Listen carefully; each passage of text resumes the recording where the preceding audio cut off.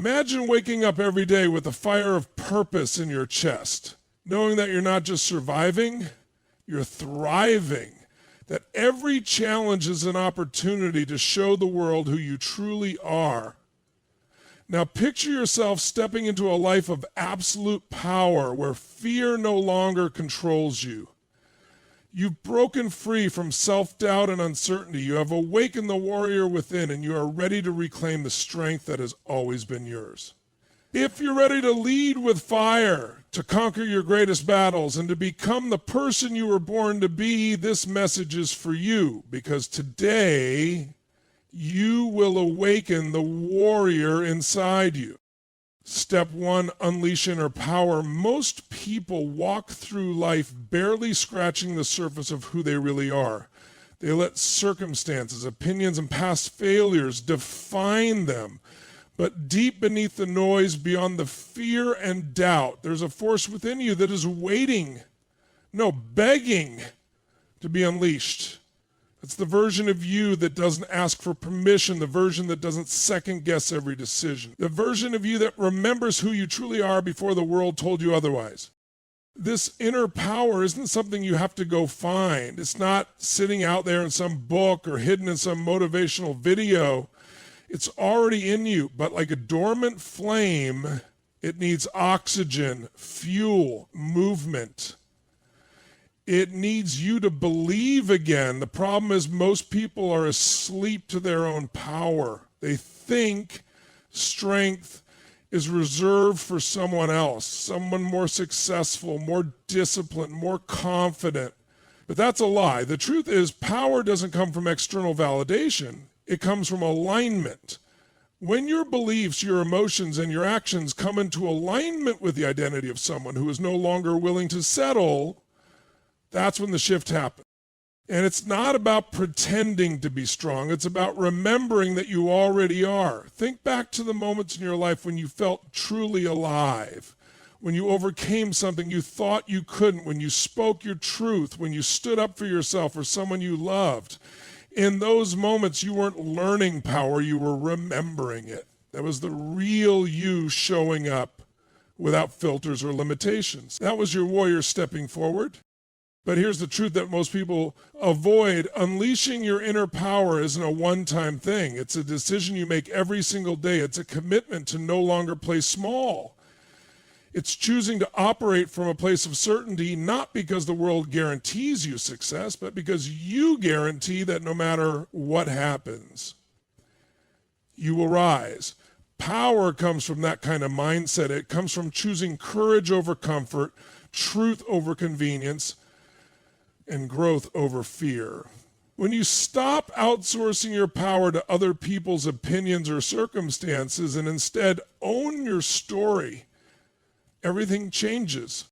Unleashing your inner power means looking in the mirror and refusing to tolerate the version of yourself that just gets by. It's demanding more, not out of lack, but because you know you were made for more. And that voice in your head, the one whispering that you've got more to give, more to live, more to be, that voice is right. Step 2, facing fear with courage. Fear is one of the most powerful forces in the human experience. It's primal. It's wired into our biology to protect us. But in a modern world where survival isn't about running from predators, but confronting emotional, mental, and spiritual threats, fear often becomes a cage instead of a compass. Most people feel fear and immediately retreat. They stop, they hesitate, they downplay their dreams and negotiate with their potential. Because the presence of fear convinces them they're not ready. But fear doesn't show up to stop you, it shows up to test you. It's not the enemy, it's the threshold. It stands guard at the gates of everything you've ever wanted, and only those willing to step through it discover what lies beyond.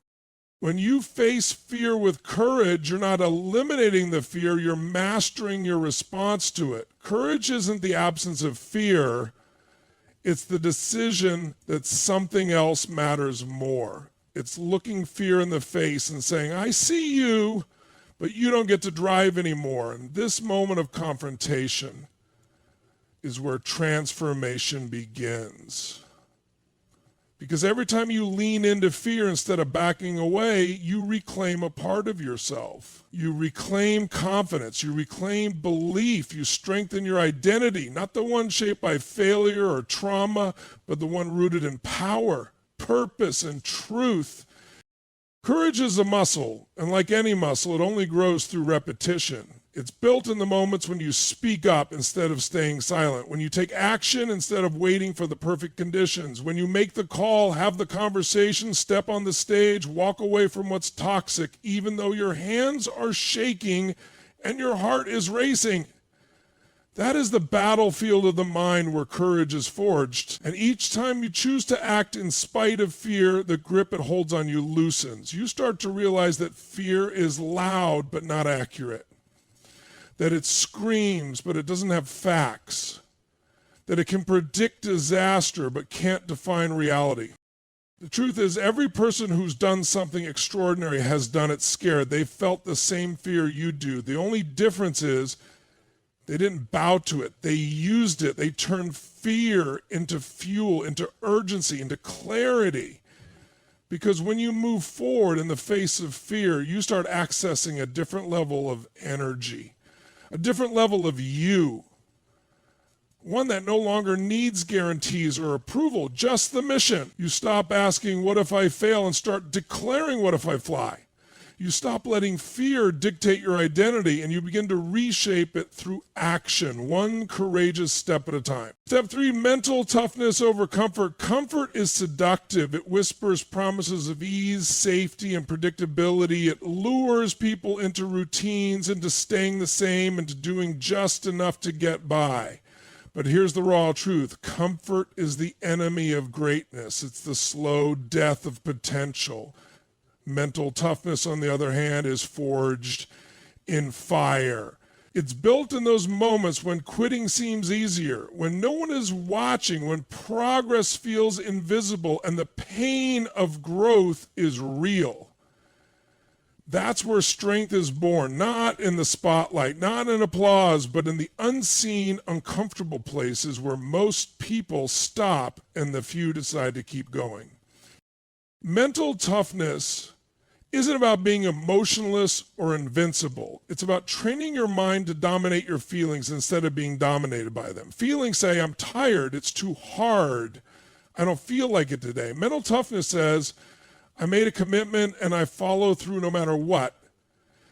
It's choosing discipline over mood. It's showing up for your goals when your motivation is nowhere to be found, because discipline is freedom.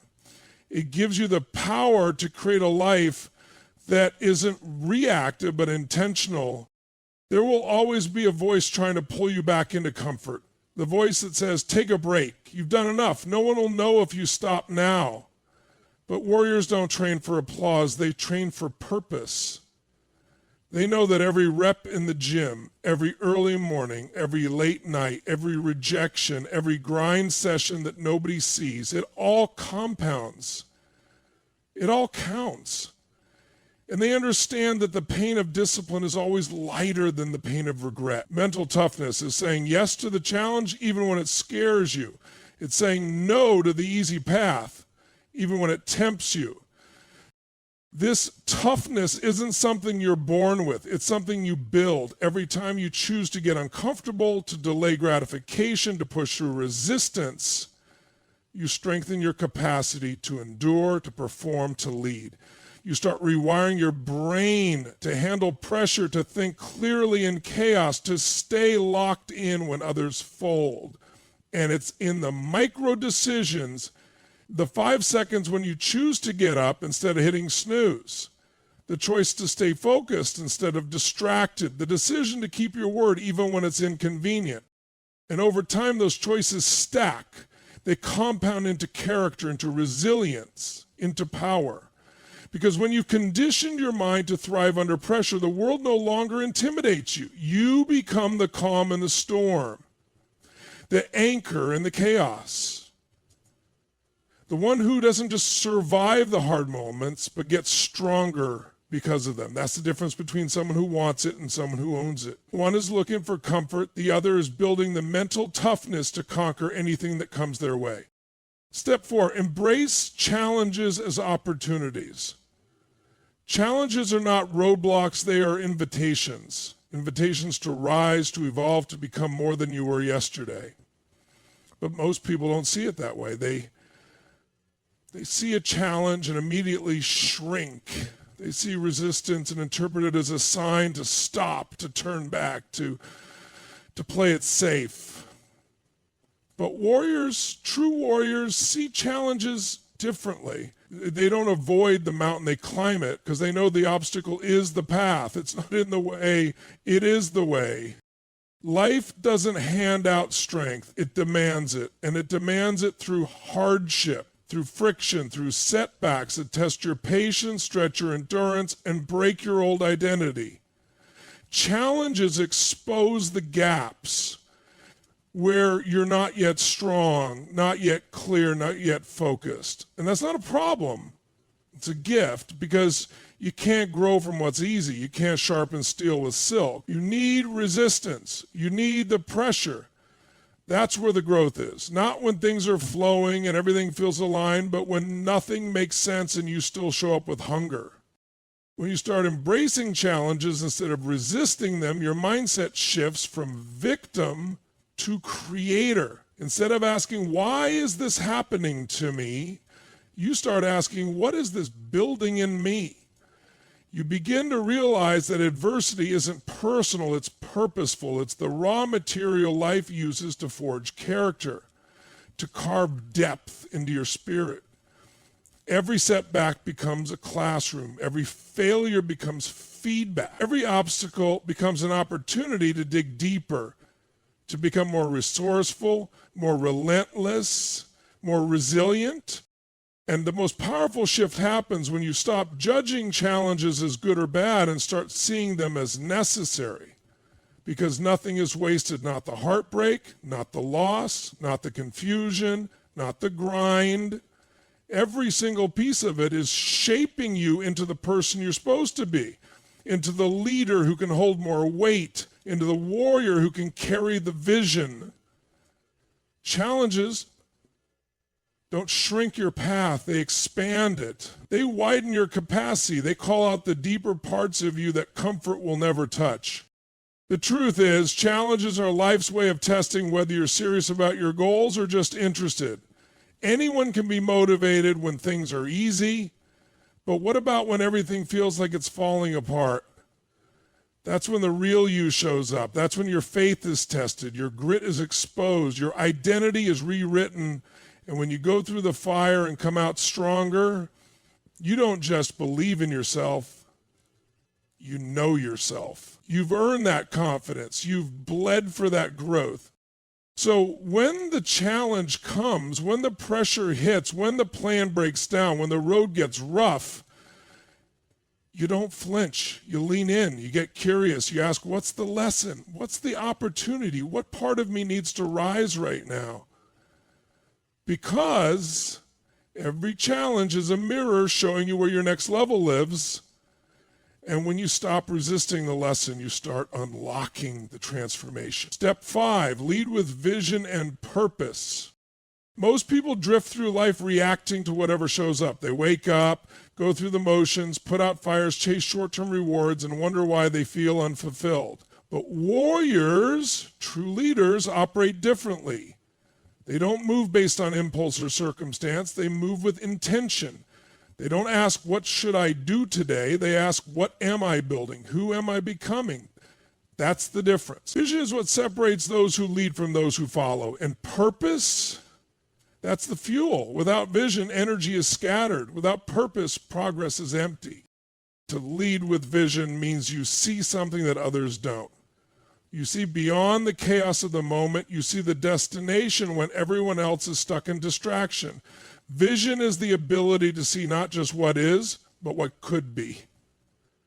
And when you carry that vision with conviction, you're pulled by something deeper. You're not running from failure, you're running toward a future that matters. You're chasing something meaningful, and that makes all the difference. But vision alone isn't enough. You need purpose to breathe life into it.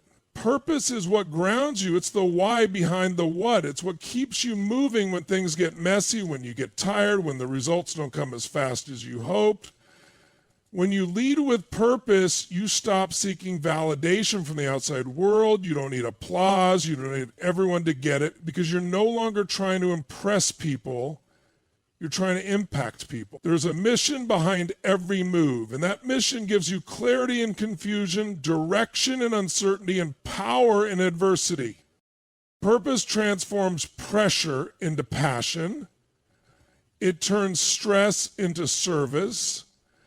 It makes the pain of discipline worth it, because you know what you're building is bigger than the discomfort you're feeling. And when you're driven by purpose, people feel it, they trust you, they follow you, not because of your title or talent, but because of your truth. Because you're walking with certainty while others are walking in circles. Leadership isn't about control. It's not about barking orders or demanding results. It's about embodying the vision so fully that others can't help but rise when they're around you. It's about living your purpose so boldly that it wakes something up in the people watching you. That's what leadership is. It's not a role, it's a responsibility to see what's possible and to step into it first, to move before it's convenient, to believe before it's popular, to sacrifice before there are guarantees. And the most powerful leaders, they don't wait for perfect timing or full approval. They move in alignment with their calling. They act from a place of deep-rooted identity. Their purpose isn't borrowed, it's embodied. Their vision isn't a someday fantasy. It's a present tense mission, and every decision, every action, every moment is measured against that mission. That's how clarity is born. That's how momentum is created. That's how lives are changed, not by guessing, not by hoping, but by leading with vision and living with purpose. 6 steps, resilience, the path to mastery.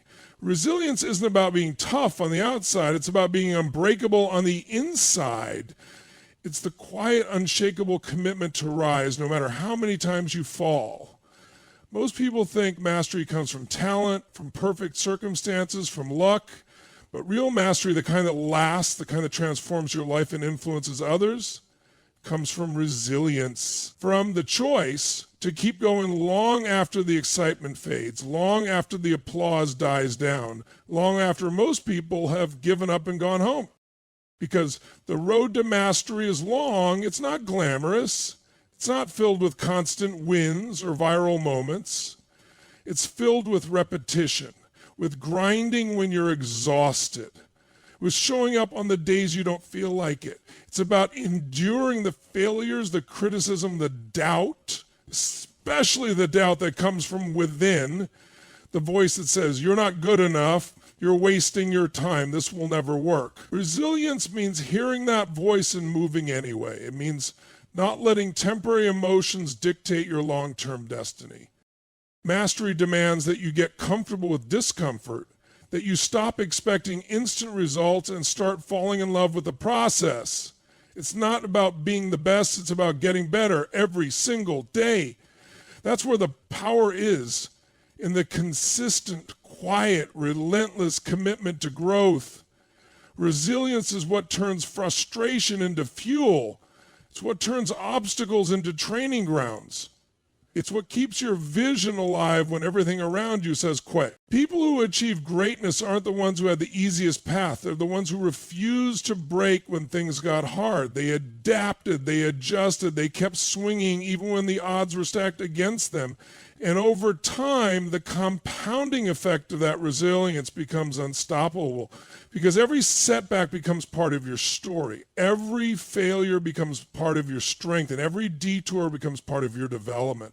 You stop seeing challenges as interruptions, and you start seeing them as the curriculum of mastery. The truth is, resilience is the bridge between where you are and where you want to be.